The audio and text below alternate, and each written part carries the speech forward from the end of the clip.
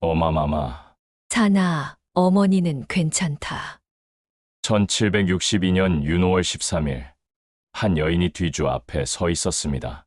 개경궁 홍씨, 사도세자의 아내였습니다. 28이었죠. 남편은 나무 뒤주 안에 갇혀 있었습니다. 11살 아들 산이 훗날 정조가 될 새손이 어머니의 치마를 붙들고 있었습니다. 왜 이런 일이 벌어졌을까요? 남편은 왜 뒤주에 갇혔을까요? 아버지 영조는 왜 아들을 죽이려 했을까요? 그리고 이 여인은 어떻게 살아남았을까요? 이 이야기는 절망 속에서도 아들을 지켜낸 한 어머니의 이야기입니다. 70년 궁중 생활을 견뎌낸 한 여인의 이야기죠. 구독과 좋아요 눌러주세요. 영상 제작에 큰 힘이 됩니다. 1735년 6월 18일, 한 아기가 태어났습니다. 그 아기는 조선 역사상 가장 긴 시간을 궁궐에서 보낸 여인이 될 운명이었습니다. 18년 전으로 돌아갑니다. 1735년 6월 18일, 한양 반송방에서 한 아기가 태어났습니다. 홍봉안과 한산 이씨 부부의 둘째 딸이었죠. 할아버지 홍연보가 태몽을 꾸었다고 합니다. 이 아이는 특별할 것이다. 1743년 8살 소녀가 궁궐에 불려갔습니다. 세자빈 간택이었죠. 3간택을 거쳐 최종 선택되었습니다. 이듬해 1744년 10살이 되어 정식으로 창덕궁에 입궁했습니다. 어느 날 밤, 어린 세자빈이 영조를 처음 뵙게 되었습니다. 내가 홍봉안의 딸이냐? 네, 대전마마. 나이가 어리니 겁이 나지 않느냐? 두렵지 않사옵니다. 잘 왔다. 세자를 잘 보살펴라. 영조는 온화했습니다. 사도세자도 착했습니다. 10살 소녀는 행복했죠. 사도세자는 부인에게 친절했습니다. 그를 가르쳐 주었습니다. 그림을 함께 그렸죠. 어린 부부는 서로를 아꼈습니다. 홍씨, 두렵지 않소? 무엇이 두렵사옵니까? 저하? 궁궐 생활이 낯설지 않소? 저하께서 계시니 괜찮사옵니다. 8년이 흘렀습니다. 1752년 8월 9일, 혜경궁이 18살이 되던 해였습니다. 아들이 태어났습니다. 새손 산, 훗날의 정조였죠. 사도세자는 기뻐하며 힘찬 붓으로 용 한 마리를 그렸습니다. 그 용은 하늘로 오르는 모습이었죠. 홍씨, 우리에게 아들이 생겼소. 네, 세자저하. 이 아이는 훌륭한 왕이 될 것이오. 나보다 나은 왕이 될 것이오. 행복한 시간이었습니다. 하지만 그 행복은 오래가지 못했죠. 사도세자에게 이상한 증세가 나타나기 시작했거든요. 옷을 입기를 거부했습니다. 특정 옷감을 무서워했죠. 때로는 폭력적이 되었습니다. 혜경궁은 두려웠습니다. 18살 젊은 아내는 남편의 병을 어떻게 해야 할지 몰랐죠. 1750년대 후반, 사도세자의 병증은 점점 심해졌습니다. 혜경궁의 한중록에는 이렇게 기록되어 있습니다. 의대증 이달전이라고요. 옷을 입지 못하는 병이었습니다. 특정 옷감만 보면 발작을 일으켰죠. 어느 날 사도세자가 혜경궁에게 말했습니다. 홍씨, 나는 아버마마께서 두렵소. 세자저하, 아무리 잘해도 나를 미워하시는 것 같소. 왜일까요? 그러실 리 없습니다. 대전마마께서는 세자저하를 사랑하십니다. 아니요, 아버마마 눈에는 내가 못나 보이나 보. 하지만 그 말은 거짓이 아니었습니다. 영조와 사도세자의 관계는 점점 나빠지고 있었거든요. 영조는 사도세자를 자주 불러 꾸짖었습니다. 사도세자는 아버지 앞에만 서면 떨었죠. 1759년 어느 날이었습니다. 영조가 병이 들었습니다. 친아들이 사도세자에게 말했습니다. 저하, 대전마마께 약을 올리십시오. 하지만 사도세자는 거부했습니다. 왜였을까요? 혜경궁은 기록했습니다. 병증 때문이었나이다. 1761년 사도세자가 평양으로 행차했습니다. 돌아온 후 일이 터졌습니다. 영의정 이천보와 민백상이 의문의 죽음을 맞았죠. 사도세자 때문이라는 소문이 돌았습니다. 영조는 분노했습니다. 세자가 무슨 짓을 한 것이냐? 혜경궁은 그 모습을 지켜봐야 했습니다. 26살의 남편이 아버지 앞에서 떨고 있었습니다. 병증은 더욱 심해졌습니다. 옷을 제대로 입지 못했습니다. 궁인들을 때로는 죽이기도 했죠. 해경궁은 남편에게 말했습니다. 저하, 제발 정신을 차리십시오. 총씨, 나도 어쩔 수가 없소. 이 병이 나를 괴롭히오. 머리가 아프오. 가슴이 답답하오. 제가 무엇을 도와드릴까요? 아무것도 할 수 없소. 해경궁은 눈물을 흘렸습니다. 하지만 어찌할 수 없었죠. 영조에게 알리면 남편이 폐위될 것입니다. 그러면 아들 산은 어떻게 될까요? 숨겨야 했습니다. 필사적으로 숨겨야 했죠. 1762년 5월, 드디어 그 일이 터졌습니다. 나경원이라는 자가 영조에게 고변했습니다. 사도세자의 비행을 낱낱이 고했죠. 궁인 살해, 방탕한 행실, 모든 것이 드러났습니다. 영조는 분노했습니다. 궁궐은 공포에 떨었습니다. 윤호월 13일 아침이었습니다. 운명의 날이 밝았죠. 1762년 윤호월 13일, 그날 아침은 평범하게 시작되었습니다. 하지만 곧 궁궐 전체가 긴장에 휩싸였죠. 영조가 사도세자를 불렀습니다. 창경궁 문정전이었습니다. 신하들이 모여 있었습니다. 삼정승 10만, 홍봉안, 윤급이 있었죠. 해경궁도 그 자리에 있었습니다. 영조의 목소리가 울렸습니다. 내가 한 짓을 아느냐? 아범아마, 궁인들을 죽였다지? 백성을 괴롭혔다지? 대답하거라. 사실이냐 아니냐? 사도세자는 떨고 있었습니다. 말을 하지 못했죠. 땀이 비 오듯 흘렀습니다. 영조는 더욱 화를 냈습니다. 너는 내 아들이 아니다. 세자의 자리에서 물러나라. 그 순간이었습니다. 해경궁은 훗날 한중록에 이렇게 기록했습니다. 오로지 하늘이 하시는 일이니 서럽고 서럽도다. 영조가 주변을 둘러보며 말했습니다. 뒤주를 가져오너라. 조용했습니다. 아무도 움직이지 않았죠. 뒤주, 사람을 뒤주에 가둔다고요? 신하들은 믿을 수 없었습니다. 뒤주를 가져오라 했다. 신하들이 움직였습니다. 쌀을 담는 큰 나무 뒤주를 가져왔죠. 높이는 한 사람 키 정도였습니다. 폭은 좁았습니다. 영조가 사도세자를 보며 말했습니다. 들어가거라. 아범아마, 살려주십시오. 지금 당장 들어가거라. 아범아마, 저를 용서해 주십시오. 들어가지 못하겠느냐? 사도세자가 뒤주 앞으로 걸어갔습니다. 천천히, 아주 천천히요. 28배 남자가, 조선의 세자가 뒤주 안으로 들어갔습니다. 몸을 웅크렸습니다.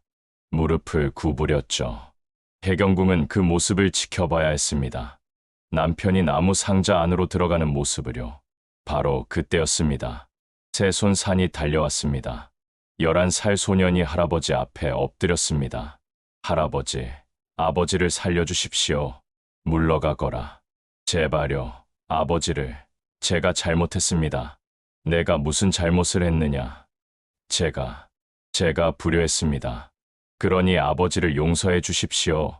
영조는 새손을 보지도 않았습니다. 손으로 내쫓았죠. 해경궁이 새손을 안아 일으켰습니다. 사나, 물러가자. 어마마마, 아버지가. 뒤주 뚜껑이 닫혔습니다. 쿵 소리가 났습니다. 그 안에는 사도세자가 갇혀 있었죠. 그렇게 8일이 시작되었습니다. 죽음을 기다리는 8일이었습니다. 해경궁은 무엇을 할 수 있었을까요? 아무것도 할 수 없었습니다. 영조의 명령이었습니다. 누구도 뒤주에 접근할 수 없었죠. 구선복이라는 선전관이 뒤주를 지켰습니다. 24시간 감시했습니다. 첫날 밤이었습니다. 누군가 틈새로 물을 넣어주려 했습니다. 동궁의 나인들이었죠. 발각되었습니다. 영조가 명했습니다. 뒤주에 유약을 바르라. 틈새를 막아라. 누구도 접근하지 못하게 하라. 통풍구조차 막혔습니다. 뒤주 안은 숨 쉬기도 어려웠을 것입니다. 해경궁은 매일 그 뒤주 앞을 지나쳐야 했습니다. 11살 아들의 손을 잡고요. 새손사는 매일 할아버지를 찾아가 빌었습니다. 할아버지, 아버지를 용서해 주십시오. 아직도 그 말이냐? 제발요. 할아버지, 제가 대신 벌을 받겠습니다. 물러가거라. 할아버지, 영조는 단호했습니다. 마음을 바꾸지 않았죠. 세손은 매일 울었습니다. 해경궁도 울었습니다. 하지만 어찌할 수 없었습니다. 하루가 지났습니다. 이틀이 지났습니다. 뒤주 안에서 희미한 소리가 들렸습니다. 물을. 사도세자의 목소리였습니다. 하지만 아무도 다가갈 수 없었죠. 구선복이 지키고 있었거든요. 사흘째 되던 날이었습니다. 해경궁이 친정아버지 홍봉안을 만났습니다. 아버지, 어떻게 하면 좋겠습니까? 견뎌야 한다. 세자저하를 그냥 죽게 할 수는 없습니다. 대전마마의 명이시다. 어찌하겠느냐. 홍봉안도 어쩔 수 없었습니다. 영의정이었지만 임금의 명을 거역할 수 없었죠. 나흘, 닷새가 지났습니다. 윤오월, 한여름이었습니다. 날씨는 무더웠습니다. 뒤주 안은 얼마나 더웠을까요? 햇빛이 내리쬐었습니다. 비가 오지 않았죠. 사도세자는 아무것도 먹지 못했습니다. 물 한 모금 마시지 못했습니다. 뒤주 안 온도는 치솟았을 것입니다. 엿새째 되는 날, 해경궁이 뒤주 앞을 지나갔습니다. 안에서 희미한 소리가 들렸습니다. 신음 소리였죠. 아직 살아 있었던 것입니다. 해경궁은 걸음을 멈췄습니다. 뒤주를 바라봤습니다. 하지만 다가갈 수 없었죠. 영조의 명을 어길 수 없었거든요. 세손산도 그 옆에 서 있었습니다. 어마마마, 아버지께서 사나, 우리는 아무것도 할 수 없단다. 7일째 되던 날이었습니다. 더 이상 소리가 들리지 않았습니다. 윤오월 21일 아침, 8일 만이었습니다. 영조가 명했습니다. 뒤주를 열어라. 뚜껑이 열렸습니다. 사도세자는 죽어 있었습니다. 웅크린 채로요. 28살이었죠. 신하들이 시신을 꺼냈습니다. 해경궁은 그 자리에 없었습니다. 너무 끔찍해서 볼 수 없었죠. 세손사는 혼절했습니다. 영조는 그제야 후회했습니다. 아들의 시신을 보며 울었다고 합니다. 하지만 이미 늦었죠. 아들에게 사도 쓰다오라는 시호를 내렸습니다. 생각하면 슬프다는 뜻이었습니다. 해경궁에게는 해빈회 빈이라는 호를 내렸습니다. 세자빈에서 빈으로 강등된 것이었죠. 그날 밤 해경궁은 홀로 있었습니다. 28배 과부가 되었습니다. 남편은 죽었습니다.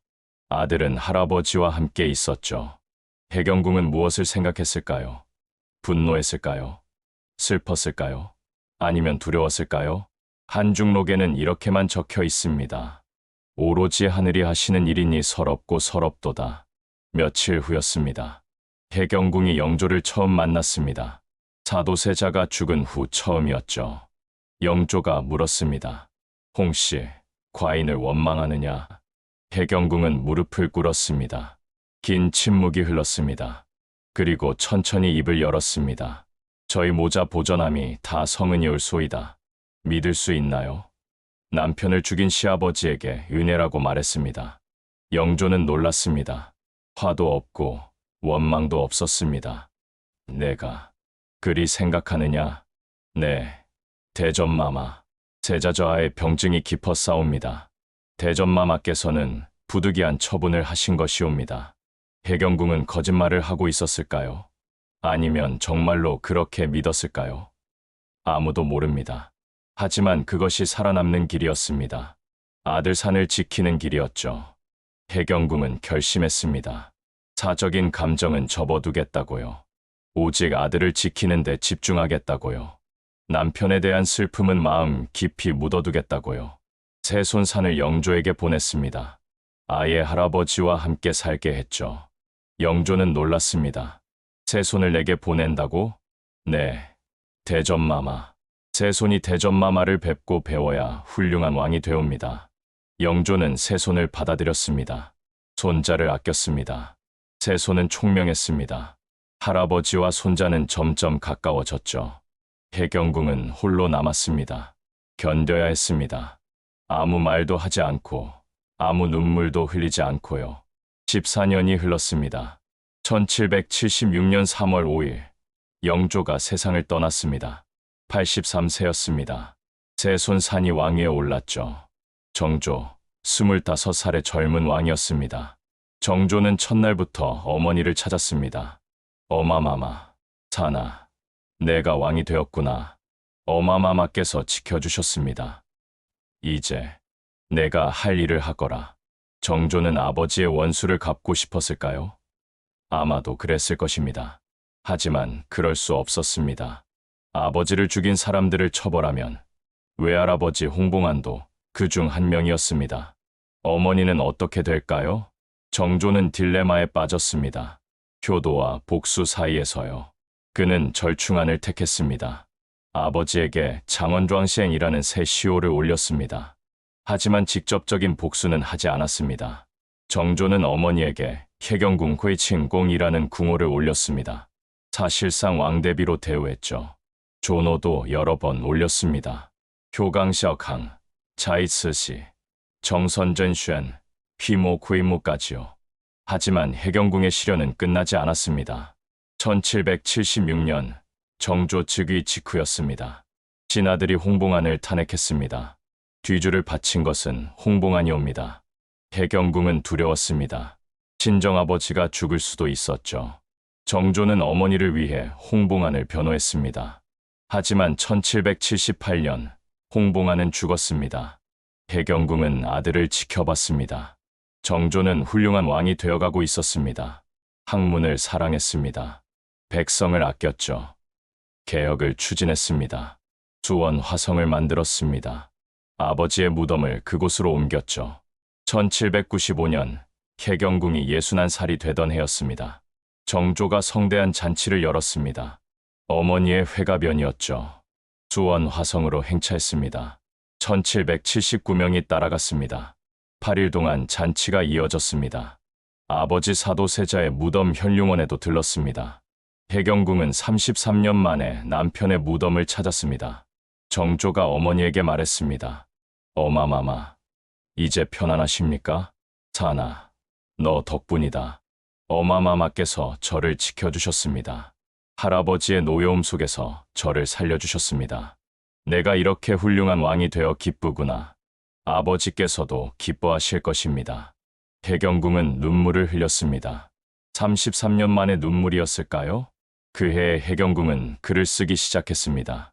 한중록이었죠. 친정 조카 홍수영이 부탁했습니다. 대감마마의 이야기를 남겨주십시오. 혜경궁은 써내려갔습니다. 10살에 입궁한 이야기를요. 남편 사도세자의 이야기를요. 뒤주 앞에 섰던 그날의 이야기를요. 오로지 하늘이 하시는 일이니 서럽고 서럽도다. 같은 문장이 책 곳곳에 등장했습니다. 그녀의 한이 담겨 있었죠. 1800년 6월 28일 정조가 갑자기 병이 들었습니다. 그리고 죽었습니다. 49이었습니다. 너무 일찍이었죠. 혜경궁은 65이었습니다. 또 한 번의 죽음을 견뎌야 했습니다. 이번에는 아들의 죽음이었습니다. 손자 순조가 왕위에 올랐습니다. 11살이었죠. 정수망후가 수렴청정을 시작했습니다. 혜경궁보다 10살 어렸지만 왕대비였던 정수망후가 권력을 잡았습니다. 그리고 또다시 친정이 공격받았습니다. 동생 홍나김이 천주교도라는 죄목으로 죽었습니다. 조카들이 유배를 갔죠. 혜경궁은 한중록을 다시 꺼내 들었습니다. 새로운 내용을 추가했습니다. 아버지의 결백을 증명하는 내용을요. 친정 집안의 억울함을 호소하는 내용을요. 손자 순조에게 보일 글이었습니다. 대전마마, 저희 집안은 억울하옵니다. 1814년 순조가 마침내 친정을 신원했습니다. 혜경궁은 79이었습니다. 그녀가 바라던 것이었죠. 1815년 12월 15일 혜경궁 홍씨가 창경궁 경춘전에서 눈을 감았습니다. 81살이었습니다. 70년 궁중 생활이었죠. 손자 순조가 곁에 있었습니다. 그녀는 화성 육릉에 묻혔습니다. 53년 전 뒤주에서 죽은 남편 곁에요. 53년을 떨어져 살았지만 이제 다시 만났습니다. 혜경궁 홍씨는 무엇을 남겼을까요? 한중록이 있습니다. 18세기 조선 궁궐의 가장 생생한 기록이죠. 정사가 담지 못한 이야기들이 담겨 있습니다. 사도세자의 병증, 뒤주 사건의 전말, 궁중의 권력 다툼, 그리고 한 여인의 70년 삶까지요. 순조는 할머니가 돌아가신 후 이렇게 말했습니다. 어마마마께서는 젊어서부터 한번 보거나 들으신 것은 종신토록 잊지 않으셨다. 그 총명과 박식은 내가 감히 따라갈 수 없다. 어떤 사람들은 이 책을 비판합니다. 친정을 변호하기 위한 글이라고요. 그럴 수도 있습니다. 홍봉안의 책임을 축소했을 수 있습니다. 하지만 그 안의 감정만큼은 거짓이 아닐 것입니다. 오로지 하늘이 하시는 일이니 서럽고 서럽도다. 이 한마디에는 70년의 세월이 담겨 있으니까요. 1899년 고종이 사도세자를 왕으로 추존했습니다. 장조庄주라는 묘를 올렸죠. 해경궁 홍씨도 헌경왕후시 엔징 왕허우로 추존되었습니다. 죽은 지 84년 만이었습니다. 총명하다는 뜻의 헌시엔, 항상 조심스러웠다는 뜻의 경징이었습니다. 대한제국 시절에는 헌경영후시 엔징이 황허우로 다시 격상되었습니다. 사도세자가 황제로 추존되었기 때문이죠. 오늘날 육릉에 가면 두 사람의 무덤이 나란히 있습니다. 53년 떨어져 살다가 다시 만난 부부죠. 잔디가 푸르게 덮여 있습니다. 소나무가 그늘을 드리우고요. 그 옆 언덕에는 정조와 휴의왕후의 무덤인 걸릉이 있습니다. 아들 내외가 부모를 지키고 있는 것입니다. 사도세자 가족이 함께 있는 것이죠. 해경궁 홍씨가 우리에게 던지는 질문이 있습니다. 선택의 문제입니다. 사랑하는 남편이 죽었습니다. 시아버지가 죽였습니다. 당신이라면 어떻게 하시겠습니까? 복수할 것인가? 아니면 아들을 지킬 것인가? 감정에 충실할 것인가? 아니면 생존을 택할 것인가? 해경궁은 아들을 택했습니다. 남편에 대한 슬픔을 삼켰습니다. 시아버지에게 은혜라고 말했죠. 그것이 옳았을까요? 비겁했을까요? 아니면 현명했을까요? 생존의 문제입니다. 권력의 중심에 있었지만 권력이 없었습니다. 왕의 며느리였지만, 왕의 어머니였지만 여성이었습니다. 선택권이 없었죠. 그녀가 할 수 있었던 것은 견디는 것뿐이었습니다. 70년을 견뎠습니다. 남편의 죽음을 견뎠습니다. 친정의 몰락을 견뎠습니다. 아들의 죽음까지 견뎠죠. 강했을까요? 아니면 그저 살아남았을 뿐일까요? 기록의 문제입니다. 해경궁은 한 중록을 남겼습니다. 자신의 이야기를 직접 썼죠. 만약 이 책이 없었다면 우리는 사도세자 사건을 어떻게 알았을까요? 정사의 짧은 기록만 남았을 것입니다. 여성의 목소리가 역사에 남는 것은 드뭅니다. 해경궁은 그것을 남겼습니다. 비록 친정을 변호하기 위해서였지만요. 그 기록 덕분에 우리는 18세기 한 여인의 삶을 알게 되었습니다. 궁궐 안 여성의 삶을요. 권력의 희생양이 된 한 사람의 이야기를요. 해경궁 홍씨, 그녀는 피해자일까요? 생존자일까요? 가해자의 편에 선 사람일까요? 아니면 어쩔 수 없었던 사람일까요? 남편을 지키지 못했지만 아들을 지켰습니다. 친정을 구하지 못했지만 자신은 살아남았습니다. 행복하지 않았지만 포기하지 않았죠. 당신이라면 그녀의 선택을 어떻게 평가하시겠습니까? 사랑과 생존 사이에서, 감정과 이성 사이에서 그녀는 매 순간 선택해야 했습니다. 그 선택들이 모여 70년이 되었습니다. 뒤주 앞에 섰던 그 여인, 오늘도 육릉에서 남편 곁에 누워 있습니다.